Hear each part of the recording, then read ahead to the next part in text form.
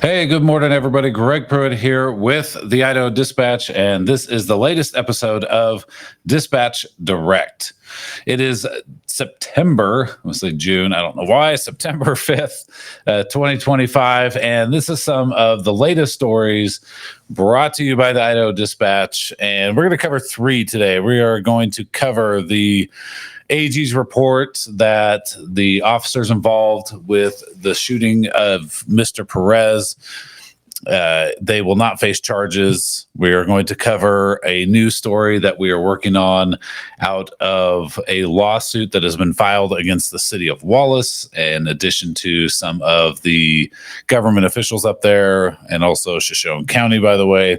And then we're going to talk about this picture allegedly from the FBI that honors some of the agents that were involved with the 2016 standoff at the Malheur Wildlife Refuge in Oregon that eventually led to the death of Lavoy Finicum. So let's start with the AG's report. So the Attorney General's office was looking into the officer-involved shooting of Victor Perez. They had a 12-page report, and I went through. I read the 12-page report, and in the end, the AG's office says, "Look, this whole thing was a tragedy. There was some tactical errors that the police officers made."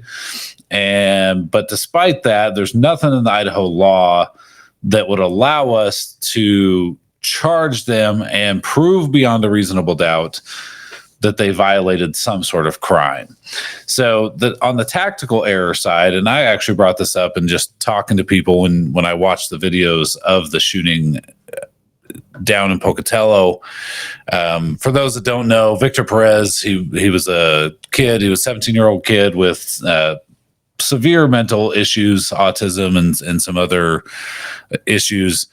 He was 17 years old, and there was a domestic call that was made, and somebody had actually called 911, and the AG's report details this, that the caller who called 911 didn't know Perez, didn't know that he had these mental disabilities, didn't know anything that was going on. He just saw somebody with a knife is out there, and the caller tells the dispatcher he's trying to stab these two other people. Okay. So what the AG's report says is that the caller makes this 911 call. They don't know Perez. And the cops who are responding also don't know Perez or his mental conditions. There were other cops in PPD who knew Victor Perez and knew his conditions, but those conditions were not relayed. I don't know which cops knew, but, it could have been guys who were off duty or guys who just had, there was a call. I mean, everybody's getting, a ton of calls and they're out doing stuff. So, but for whatever reason, the officers who responded did not know Perez and did not know his mental conditions, according to the AG's report. And so the AG's report says that, you can't, essentially, you can't take. We all know now that Victor Perez has these severe mental issues, and had the cops known, they probably, or you would have hoped, would have responded differently to the house. Excuse me. So that being said, the AG's report says, look, these cops, you can't use hindsight. You've got to look at what they knew at the time that they arrived on the scene.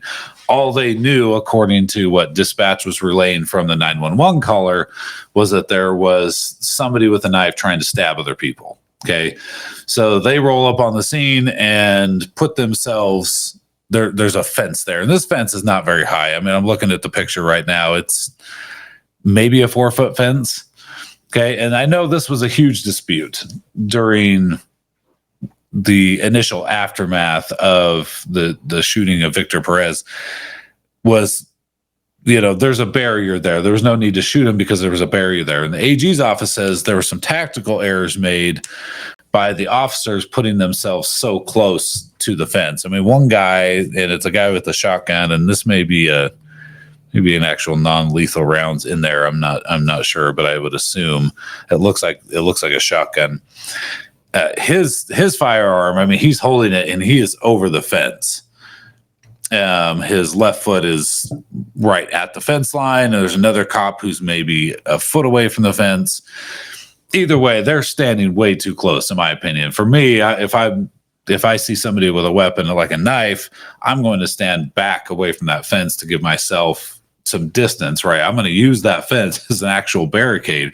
Right now, it's not a barricade. If the guy can reach over the fence and stab you, it's no longer a barricade. However, the AG's office says, okay, where they're standing is public property. So Idaho's stand your ground law comes into effect here, and they cite that several times. That look, they have a public right to be there. Okay, as officers, they're probably going to have some even more leniency here. But they have a public right to be there, and Idaho is not a duty to retreat state. It's a stand your ground state. You don't have these officers, okay, by law, do not have to retreat. And this is what the AG's report is saying, is that they have a right to be there. They have a right to stand their ground. And there is somebody with a knife who ultimately, and this is where I know there's some dispute between the Perez family side and maybe the police officers, is he stands up, he kind of stumbles, he's got this knife in his hand. At one point, it looks like he's putting his hands up, but he's stumbling forward with the knife, and it's kind of in the direction of the officers, according to the report. And they shoot and kill him. I think he was in the hospital for like 5 or 6 days or something before he passed away. But absolute tragedy. The AG's report says that the Pocatello police don't flag houses, and I don't know. This is something I wanted to look into. Is it a practice to, hey, this is a lot of times they'll know when there's a known house with issues, but do any police departments in Idaho flag a home that has someone with a mental illness like this, where you may be going into a volatile situation, but maybe you can handle it differently because somebody inside that home has a severe mental illness that causes them to do things that they don't necessarily understand what's happening. They don't know what's happening. And there were some language barriers here as well. I don't believe that Victor knew English very well enough to understand maybe the commands that were being shouted at him at that time. So the AG's office ultimately says, look, there's no way we're going to be able to prove beyond a reasonable doubt, citing those two laws, the stand your ground law and it's in a public right of way, that and the kid is holding a knife, right? I think it was a 9-inch kitchen knife is what was described. And so they said, look, it's a tragedy. Maybe there's still a lawsuit. Okay, the family has filed a lawsuit, and they said that they're going to extend that lawsuit and expand it. So they're going to amend it here shortly. But they can't file any criminal charges. Whether the department takes action, whether the lawsuit ends up hurting the city in the end, remains to be seen. However, this is a tragedy regardless. Okay, that was from the AG's office. Okay. Next story is, so we broke a story about a huge lawsuit against the city of Wallace, Shoshone County, and several government officials in that area. In that lawsuit, one of the things that is alleged is malicious prosecution. And so we've been digging into this story quite a bit, and there's a lot to unpack. And we've kind of heard from both sides now. The government officials and the cities and the county really aren't going to say anything, and probably won't, because it's pending litigation. And obviously the attorneys most of the time in litigation are telling their clients to shut up and not talk. So we're just doing our best to gather as much information as we can about this lawsuit. So we released another story about this, and we really wanted to get into the malicious prosecution part. Like, okay, what does that mean? Because you're alleging that government officials are coming after you in bogus ways. Okay. So the first one that we did was about, so the city of Wallace is a historic city, and they've set up a Planning and Zoning Historic Preservation Commission, which basically says that if you're going to make alterations in Wallace to the building, you're going to add something, you're going to change something, it's got to go through this commission in order to, I'm going to look up, population of Wallace, Idaho was 823 people. Okay, so this is like super small town. And it's actually shrinking because in 1990, there was 1,144 people, and it's shrunk quite a bit. Maybe it's grown a tad at a low of, what's the low here? 761 in 2014, and now we're at 823. So maybe it's growing a tad, but the trend is downward. I don't know. Anyway, whatever. It's tiny. So if you're going to make alterations in the city of Wallace to these historic buildings, you've got to go through this whole process. Well, one of the two plaintiffs in the case, Ryder Gautreaux and Chuck Jones, the main lawsuit is over access to land that these guys had purchased, 530 some odd acres. But part of the lawsuit also includes this, alleged malicious prosecution. And so Gautreaux had told me that he had made some neon signs, and maybe I can pull it up here while we're chatting. He had made some neon signs and for other businesses that had been approved by the commission.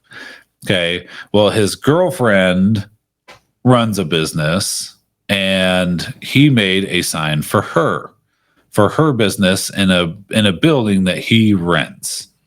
And I don't think I have it up here off the top of my thing, but anyway, so he makes this neon sign, and they're nice neon signs. I think. To me, it's weird because like when you think neon sign, you're thinking Las Vegas or maybe something a little less, I don't know, Idaho-y for something like that. But anyway, it's been approved by the commission on multiple occasions. So I think I found one here that I can pull up. So he makes this neon sign, he submits an application, and the application is supposed to be approved, or the commission has to approve it or deny it within 45 days, or they have to get approval from the applicant to extend this deadline. And so he submits the application, and there's no requirement that he attend. Okay, that comes up in the body cam footage where the commissioner, Emma Marlowe, who's the chairwoman of this commission, says, well, he didn't show up, but on their own application, it says he doesn't have to show up. So here's the neon sign that they make pottery and clay pottery and that kind of stuff. So it's a nice neon sign. It's fancy, and anyway, similar to the ones that he says he made for other outlets. So he makes this neon sign, he submits the application, the 45-day window passes, and he said he was somewhere else at a meeting or something like that, I think, and just kind of assumed it was going to get passed as all the other ones had that he had made for other businesses.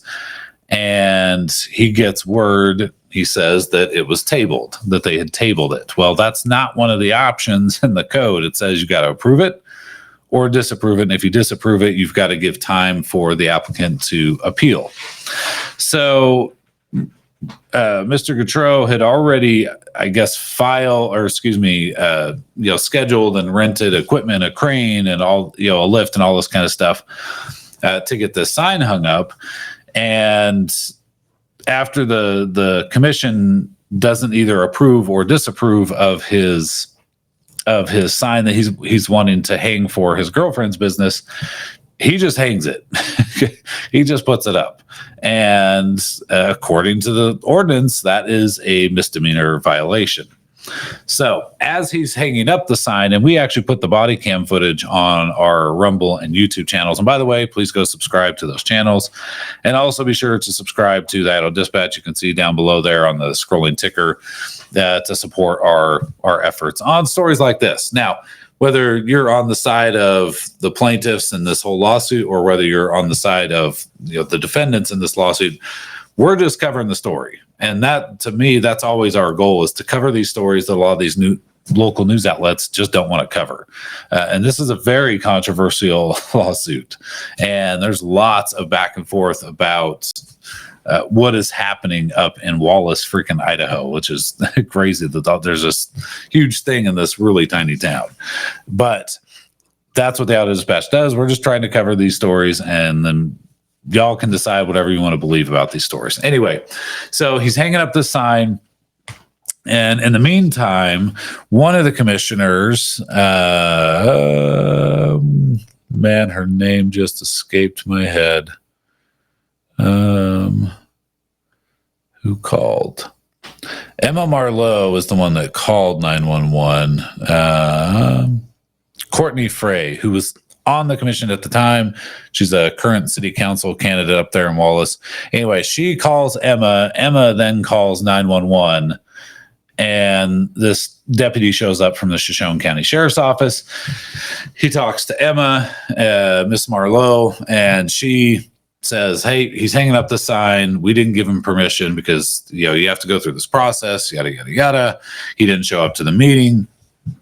And by the way, on the application, it says you don't have to show up to the meeting. It's encouraged because if there's an issue with your application or anything like that, then we want to be able to ask questions. In Ryder or Mr. Gautreaux's mind, he's like, they've approved these signs that I've made for other businesses. I didn't really think there was going to be an issue. In addition to that, he had already filed a tort claim, against the city, and which included both of these individuals that were, calling 911 or encouraging a call to the local law enforcement. Excuse me. And so to him, he was like, I just didn't need to be there. Okay, that's from his perspective. So the officer then goes and talks to Mr. Gautreaux. He was actually up in the lift at the time. He comes down and he says, these people are just harassing me. Everything they're doing, they're harassing me. And so the officer's like, okay, well, either way, they've made a call 911. I have to investigate. So that's kind of the end of the body cam footage. She actually goes back to Miss Marlowe and says, hey, here's the non-emergency number. Please call this next time.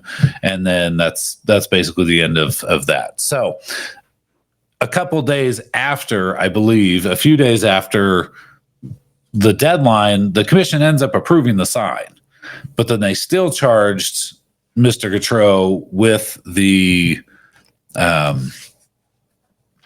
misdemeanor. Okay. And it was a misdemeanor for not having a certificate of appropriateness. That's what it's called. Is this thing you're trying to do in this historical district appropriate for the purpose of the historical district, which is to preserve what the city of Wallace looks like, essentially. Okay, so that you don't have some like super modern building in a town that's typically looked at as an older, more historic type looking town. And so it goes to court, and it ends up not in Shoshone County but in Benewah County, and Judge Rachel Hamilton, Benewah County Magistrate Judge Rachel Hamilton, dismisses the case in March of 2024. And she kind of laid into the city a little bit. So first she said that, look, the sign didn't compromise the historic nature of the district, which is what they were intended to do, was to preserve what this looks like. The sign didn't violate that. You ultimately approved, she says, the sign anyway. So basically, that's some procedural hiccup. That the purpose, she said, of the punishment was to deter people from doing things to violate this historical nature of this town, which the sign didn't, according to your own approval of the sign. So we're kind of outside the bounds of what the punishment was intended to do. And then she kind of really laid into the city and said, quote, the commission itself committed a procedural violation of the city code when, instead of making a final determination as required, they tabled the application, removing the defendant or removing from the defendant his ability to follow the appeals process. Public officials should endeavor to hold themselves to at least the same, if not a higher standard than they hold those they serve. And she went on to talk about how, excuse me, this is not a, if I think she said, if you're an elected official, the only thing you're going to face potentially is getting recalled or voted out at the next election, where Mr. Gautreaux, for violating the same section of code and violating the rules, was subject to, possibly a year in jail and a fine. And so she said that, that balance there is maybe out of balance a little bit with how it's regarded. But she blasted the city and then finally said, look, we've got bigger things to worry about. We've got bigger fish to fry than this procedural hiccup, essentially, and you guys squabbling over this. So that's one of the instances of an alleged malicious prosecution by the plaintiff against these defendants in this lawsuit. So that is the second story. And then finally, the FBI allegedly, so I'm going to say allegedly because nobody's confirmed it yet. We actually have an email out to the FBI. They say they respond to everything, but it could take some time. I'm sure they get a lot of media inquiries, and little old Idaho Dispatch probably isn't on the top of their list.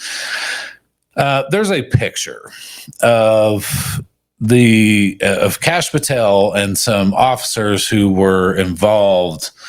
I'm going to say this again. I try to keep my computer clean of just clutter all over the place, and I'm going to re-upload this image here real quick so you can see the picture that I'm looking at. Okay, so this picture, it's uploading here. Give me a second. Has Cash Patel giving these guys an award, and there's some captions. And I'll give you my, having been in the military and in the government, if this image is real, it appears to be from,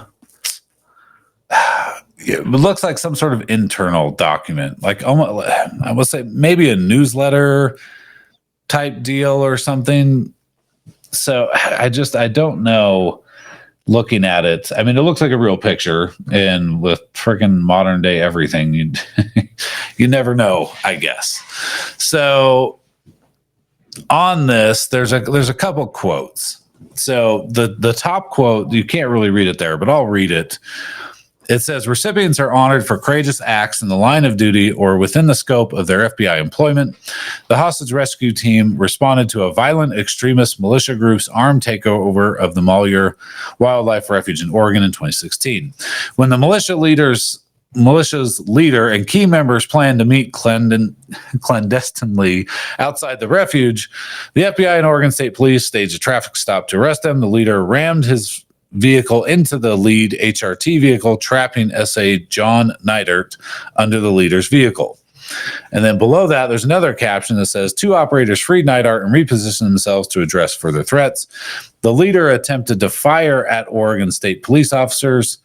And then there's some missing letters because the picture's kind of cut off. And I'm going to say and Lavoy Finicum was fatally shot.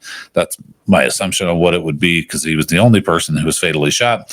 The HRT operators negotiated the other subject's surrender. So the Bundy family came out and blasted this picture and the caption in particular. And again, it comes from the Oregonian Live, and nobody actually, so typically these major news outlets always have an attribution for where this stuff comes from. And they don't actually say where this picture comes from, but it's from, an Oregon mainstream news outlet.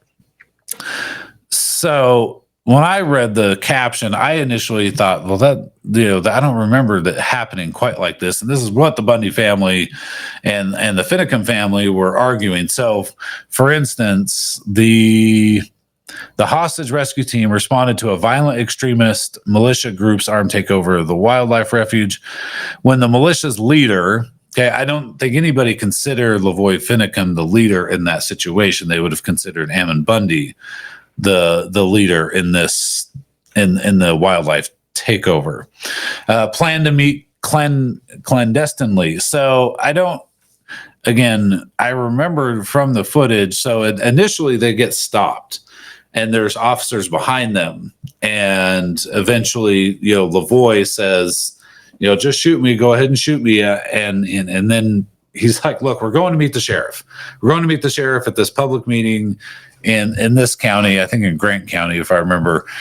That we're going to go meet the sheriff. Just if you're going to shoot me, just shoot me, or you can come follow us and meet us at the meeting. He offers to let the other occupants in the vehicle out. They don't do that.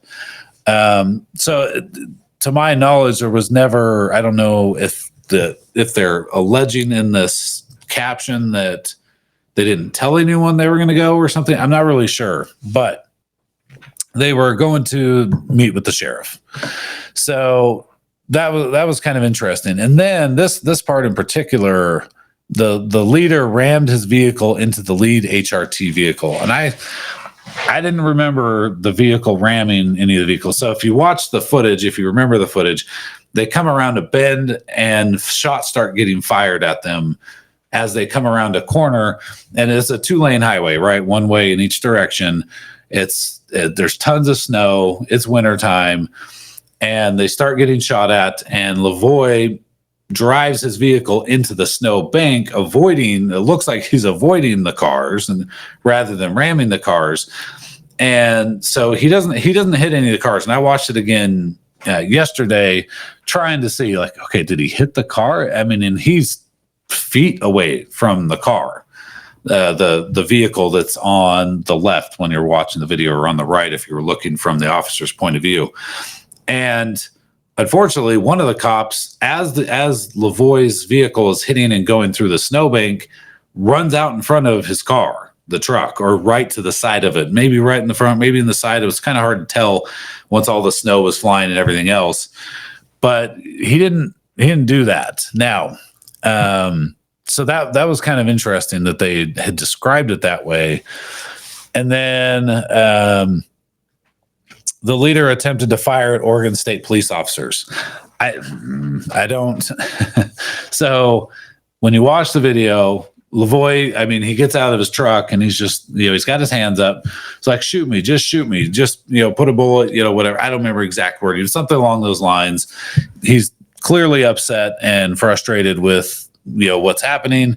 His arms are up, and as he's traipsing through the snow, it's hard, right? Because all we have is some aerial footage, and it's not exactly the most high definition footage that you're going to get. His arms are up, and he's kind of stumbling and moving down. His hands are coming down like this, and at one point, when his hands come down, they shoot and kill him. And so they're trying to say he attempted to fire at officers, or at least what this caption says, and he never pulls a gun on the officers. He never shoots at them. So are they saying that he was attempting to fire because his hands came down at that point as he was kind of going through the snow, his arms up and then back down, or whatever? I don't know, but either way, this caption is really inaccurate, and I don't think there's any way to really dispute it. Look, maybe you're going to dispute whether or not he was trying to go for a gun or some other weapon or whatever. Set that one aside. It says that he rammed his vehicle into the lead vehicle, and the guy got trapped as a result. But that's not how that happened at all. Like, he went around, looks like he does everything he can to avoid the vehicle, misses the vehicle, and the officer runs out from his concealed position, and where he's more safe. And maybe, and here's the thing, maybe the cop thought, oh crap, he's about to hit my vehicle, and so he ran out from behind the vehicle. Okay, either way, he didn't hit the vehicle. The cop ran out from behind and ended up running right into the path, or close to the path of Lavoie's vehicle. So the Bundy family came out and just said they're going to actually have, they're saying that there's not all the bullets are accounted for. And one bullet in particular is still inside Ryan Bundy, who they say he's actually going to go through surgery to get the bullet removed. And then they're going to have an independent lab do ballistics analysis on this bullet to figure out where it came from, because the FBI some of their officers did end up getting accused of lying about a number of reports there from that incident. So anyway, you can read all those stories. I know it's been a longer episode, but I appreciate you guys tuning in. Thank you. Take care. God bless.